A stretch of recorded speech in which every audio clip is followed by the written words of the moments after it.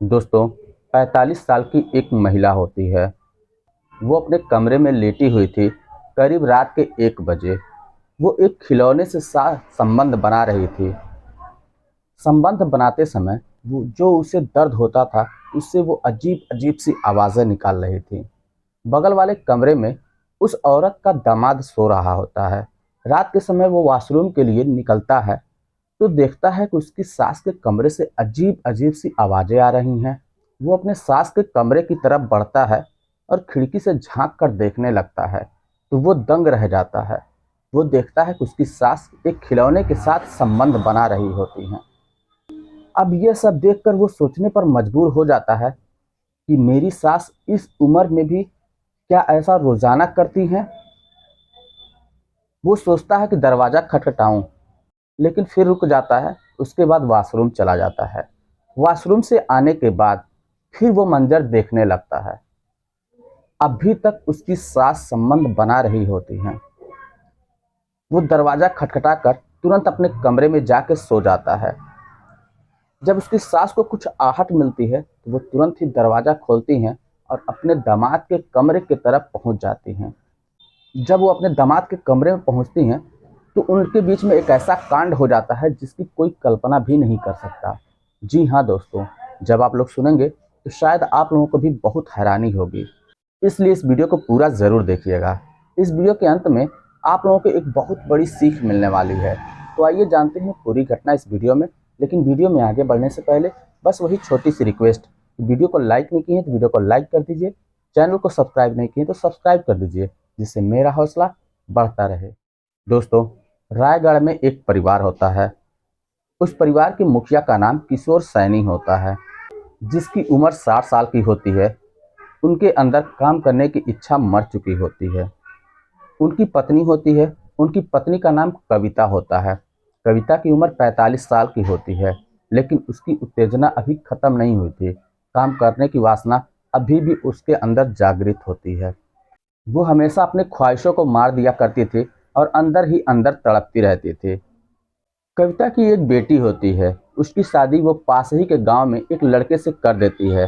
उस लड़के का नाम राजेंद्र होता है। अब तो लड़की घर से चली जाती है। अब सास भी अकेली पड़ जाती है और ससुर किशोर सैनी जो होता है, उसकी काम करने की इच्छा मर चुकी थी, इसलिए उसकी पत्नी हमेशा तड़पती रहती थी। तो वो अपने अंदर की आग को बुझाने के लिए वो खिलौने के साथ शारीरिक संबंध बनाती रहती है। ये करते करते उसको कई महीने बीत जाते हैं। इसी दौरान कविता का दामाद उसके घर पर आता है और रात में यहीं पर ठहर जाता है। रात के करीब 1 बजते हैं, तब उसे वॉशरूम की ज़रूरत होती है। तो राजेंद्र वॉशरूम के लिए उठता है तो वो देखता है कि उसकी सास के कमरे से अजीब अजीब सी आवाज़ें आ रही हैं। वो अपने सास के कमरे की तरफ पहुंचता है और खिड़की से झांक कर देखता है कि उसकी सास एकदम नग्न अवस्था में होती है और एक खिलौने के साथ संबंध बना रही होती हैं, जिससे वो बहुत ज़्यादा उत्तेजित होती हैं और अजीब अजीब सी आवाज़ें निकाल रही होती हैं। ये सब देखकर उसका दामाद राजेंद्र हैरान हो जाता है और वो सोचने पर मजबूर हो जाता है कि कोई इस उम्र में भी ऐसा काम कर सकता है और इस तरीके से आवाज़ें निकाल सकता है। वो बहुत ही सोच में डूब जाता है और वहीं पर खड़े खड़े करीब 1 घंटे तक देखता रहता है। वो सोचता है कि दरवाज़ा खटखटा दूं, फिर शांत हो जाता है। उसके बाद वो वॉशरूम की तरफ चला जाता है। वॉशरूम से वापस आने के बाद फिर वो अपने सास के कमरे के पास पहुंचता है तो देखता है कि अभी भी उसकी सासू माँ उस खिलौने के साथ संबंध बना रही होती हैं। अब राजेंद्र से रहा नहीं जाता।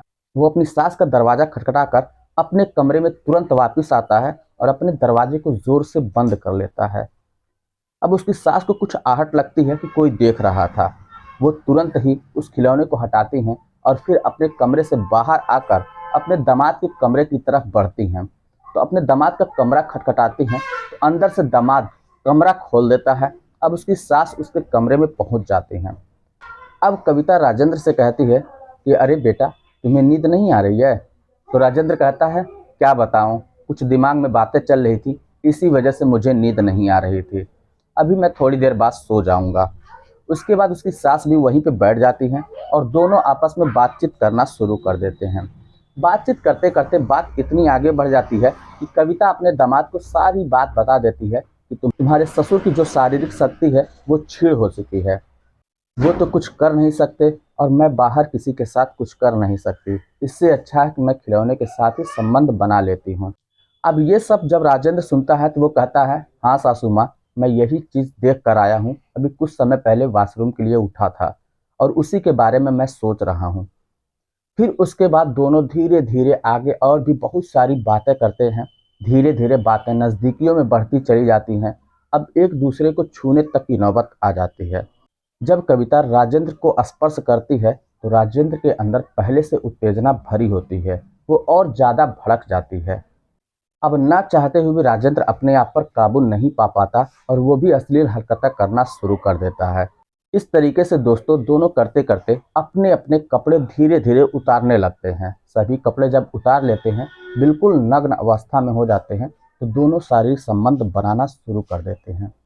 अब राजेंद्र अपनी सास के साथ शारीरिक संबंध बनाता है। वो इतनी जोरदार तरीके से संबंध बनाता है कि अपनी सास की हालत खराब कर देता है, लेकिन उसकी सास को भी बहुत मजा आ रहा था। अब उसे चरम सुख मिल रहा था। जो उसकी बरसों से प्यास थी वो अब बुझ रही थी। इस तरीके से दोस्तों करीब 1 घंटे तक शारीरिक संबंध बनाने के बाद जब दोनों थक जाते हैं तो दोनों अलग अलग हो जाते हैं। उसके बाद दोनों सो जाते हैं। करीब 4 बजे का जब समय होता है तो कविता अपने दामाद के कमरे से निकलकर अपने कमरे में आके सो जाती है। अगले दिन सुबह किशोर को कुछ जरूरी काम से बाहर जाना होता है तो वो चला जाता है। घर में अब राजेंद्र और कविता दोनों अकेले रह जाते हैं। वो दिन में भी शारीरिक संबंध बनाना शुरू कर देते हैं। जब शाम होती है तब राजेंद्र अपने घर जाने की बात करने लगता है, लेकिन कविता उसको ठहरने के लिए कहती है कि बेटा आज रुक जाओ, कल चले जाना। इस पर राजेंद्र भी अपनी सास की बात मान लेता है और वहीं पर ठहर जाता है। अब आज की रात में भी वो लोग शारीरिक संबंध बनाते हैं, लेकिन उसके बाद राजेंद्र अपनी सास से एक ऐसी डिमांड कर देता है जिसको कोई सोच भी नहीं सकता। आप कह सकते हैं एक अप्राकृतिक संबंध के बारे में। लेकिन उसकी सास पहले तो मना करती है, कहती है कि अगर ऐसा करोगे तो मुझे अगर कहीं ज़्यादा दिक्कत हुई, मुझे आवाज़ निकल गई तो फिर सभी लोग सुन लेंगे, तो फिर समझ लेना पूरा भंडा फोड़ हो जाएगा। लेकिन उसका दामाद जिद करने लगता है और कहता है कि अगर तुम ऐसा नहीं करोगे तो मैं ससुर जी से सारी बात बता दूंगा। अब ना चाहते हुए भी औरत फंस जाती है और उसकी बात माननी पड़ती है। अब उसका दामाद राजेंद्र अप्राकृतिक तरीके से संबंध बनाता है, जिससे उसे बहुत ज़्यादा पीड़ा होती है। उसकी आवाज़ तो निकल जाती है, लेकिन कविता अपनी आवाज़ को किसी तरह से दबाती है। अगले दिन सुबह कविता डॉक्टर के पास जाती है और वहाँ से डॉक्टर से कहती है कि मुझे पाइल्स की दिक्कत है, मुझे कुछ दवा दे दीजिए जिससे जलन वगैरह ख़त्म हो जाए। तो डॉक्टर दवा देता है और उस दवा को खाने के बाद कविता को कुछ राहत महसूस होती है। अब कविता राजेंद्र को आज नहीं रोकती और उसे घर जाने के लिए कह देती है। राजेंद्र अपने घर चला जाता है। अब कविता राजेंद्र से फ़ोन पे बातें कर रही थी, क्योंकि अब इन लोगों के बीच में वो रिश्ता नहीं रह गया था जो सास और दामाद का होता है। अब इन लोगों के बीच में गर्लफ्रेंड और बॉयफ्रेंड वाला रिश्ता हो चुका था। काफ़ी देर तक बातें करते रहते हैं। इस तरीके से दोस्तों करीब 2 महीने का समय बीत जाता है। अब कविता का दामाद राजेंद्र बार बार अपने ससुराल आया जाया करता था, जिससे किशोर को कुछ शक होने लगता है। तो वो सोचता है कि मेरा दामाद मेरे घर पे इतना ज़्यादा क्यों आ रहा है। एक दिन की बात है दोस्तों, राजेंद्र अपने ससुराल आया हुआ था। रात के समय जब दोनों संबंध बना रहे होते हैं तो उसके ससुर किशोर की नींद खुल जाती है। वो बाथरूम के लिए निकलते हैं तो देखते हैं कि उनके पत्नी के कमरे से कुछ अजीब अजीब सी आवाज़ें आ रही हैं। वो अपनी पत्नी के कमरे की तरफ बढ़ते हैं, दरवाज़ा खटखटाते हैं। अब ये अंदर दोनों डर जाते हैं और जल्दी जल्दी अपने कपड़े पहनकर, दरवाज़ा तो खोलना ही था तो दरवाज़ा खोलते हैं। जब उसके ससुर यानी किशोर जब घर के अंदर प्रवेश करते हैं तो वो कहते हैं कि अरे तुम ये क्या कर रही हो। तो कविता कहती है कि बस कुछ नहीं, दामाद जी के सर में दर्द हो रहा था और इन्हीं को तेल लगा रही थी। तब किशोर कहते हैं ठीक है, तेल लगा रही हो अगर, तो लाइट तुमने क्यों बुझा रखी है। अब कविता कहती है इनको रोशनी से प्रॉब्लम हो रही थी, इसलिए मैंने लाइट भी बंद कर दी है।